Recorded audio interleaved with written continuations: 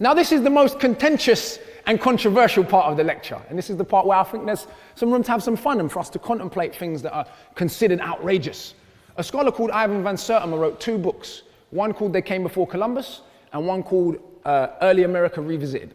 And both these books, but particularly the first one, received a lot of criticism and a lot of praise. It was a very polarizing work because he suggested that Africans sailed to America before Christopher Columbus.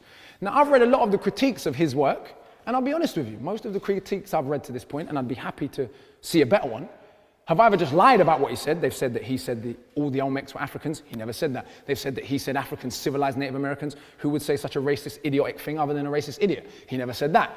He never said that Africans founded Olmec civilization. These are all things that people said he said, and even putting quotation marks in their articles, because they knew people were not going to read Van Sertima's work. Once you labeled him a crazy Afrocentric black person, even though he's half Native American, didn't matter, job done, people were not going to read his work.